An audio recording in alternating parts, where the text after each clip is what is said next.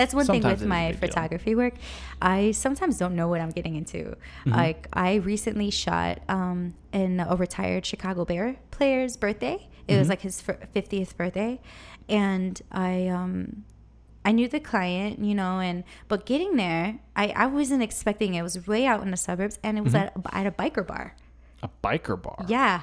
What? Yeah. And yeah, I wouldn't expect that. But then you had like big columnists like Richard Roper from the Chicago Sun-Times and like different Bears players ex-Bears players that I recognized. And, you know, like kind of like an uppity, they're not uppity, but like, you know, like a high in status. For sure. More higher in status kind of people at this biker bar. And they were just all really into bikes though. And it just, but that kind of, it's just like an example of the kind of thing sometimes I'm thrown into a shoot or an event and I'm like, oh, wow. You're like, well, I was not expecting this. Nothing but, what I was expecting. Do you feel like it's made you a better improviser?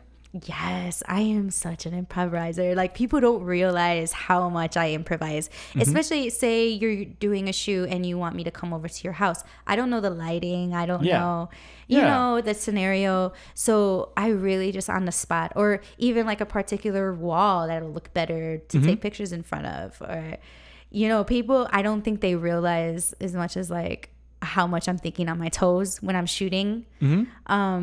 Especially on location. Even if I were to go to a public place like Millennium Park, I can't shoot if it's like under direct sun, if it's a sunny day, because that's going to create shadows. I'm going to try to find something that's kind of shaded. And I'm going to have to see, depending on the time of day, I have to think on my toes and see like, okay, where can I go? Where can I go? And that can change in any moment too. Yeah. Because the cloud cover or whatever.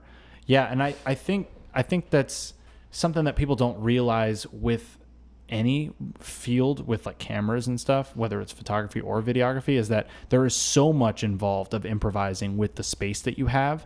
All right, well, what's my equipment? Okay, well, I got 3 lights. I got 2 cameras. How do I set this up? I improvised this shoot. This is the first time shooting in this room. So I had to think, okay, I need the table pulled out. How do I want to space this, where I put the cameras and where I put the lights? And it's like, that's framing just too. The framing. And then the backdrop is always a thing. What's behind it, which that I'm working on it. It'll be better next time, the backdrop. Which is something I always consider, you know, because it was a rookie mistake of mine that I had to learn. Like, say I'm taking a picture of you and your fiance and you're kissing, but then in the background there's some guy like picking his nose that I'm not even, you know. Yeah, you're not like paying attention to it, but right, you have to be like mindful of the whole frame on what's in the background, what's your backdrop.